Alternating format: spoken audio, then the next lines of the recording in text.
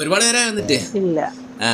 സ്റ്റേഷനിൽ നിന്ന് ഇപ്പോൾ എസ് ഐ വിളിച്ച് പറഞ്ഞതാ, നീ ഇവിടെ വന്നിട്ടുണ്ട്, നീയും നിൻ്റെ പുതിയ ആളും. പുള്ളിയുടെ വിളിയില്ല. പിന്നെ എങ്ങനെ പോകുന്നു ജീവിതം? ഹാപ്പിയാണോ? മോളെ കൊണ്ടുവന്നില്ലല്ലേ? ഞാൻ എസ് ഐയുടെ ചോദിച്ചായിരുന്നു.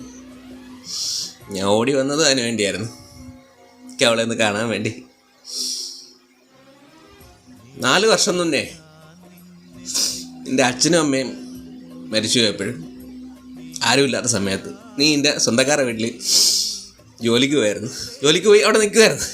അപ്പോഴാണ് ഞാൻ നിന്നെ കാണുന്നതും നമ്മൾ തമ്മിൽ പരിചയപ്പെടുന്നത്. അപ്പോൾ എനിക്കിഷ്ടപ്പെട്ടു, നിൻ്റെ ദുഃഖവും വിഷമവും കണ്ട് ഇഷ്ടപ്പെട്ട് എൻ്റെ ജീവിതത്തിലുള്ള കൂട്ടി ജീവിച്ച് 4 വർഷം. 6 മാസം മുമ്പല്ലേ എനിക്ക് സുഖമില്ല, ക്യാൻസറാണെന്ന് വന്നത്. അതിനുശേഷമല്ലേ നീ എന്നെ ഒഴിവാക്കിയതും നിനക്ക് വേറെ ബന്ധം ഉണ്ടായതും. പൊക്കോ, കുഴപ്പമില്ല. എന്തായാലും എന്നെ സഹിച്ച് ജീവിച്ച് നിന്നിട്ട് കാര്യമില്ല. ചിലപ്പം എപ്പോഴായിരുന്നല്ലേ പോകും, പറയാൻ പറ്റില്ല. പക്ഷേ എൻ്റെ മോള് എൻ്റെ അടുത്തുനിന്ന് പോയപ്പോൾ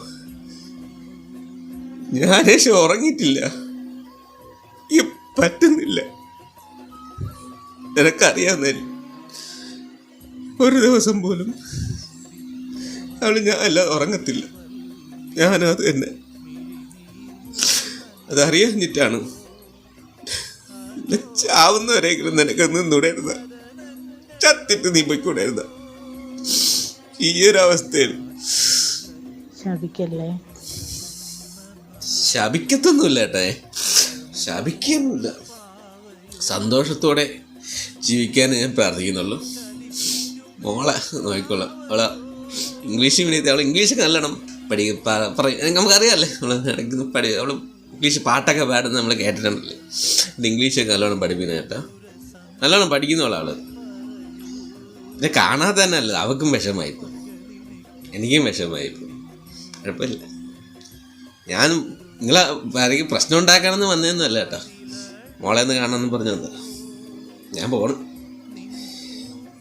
പോയിട്ട് മരുന്ന് കഴിക്കാനുണ്ട്, നന്നായി വരും, കുഴപ്പമൊന്നുമില്ല. ഞാൻ രാവിലെ ഒന്നുമില്ല. ശരിയെന്നാ.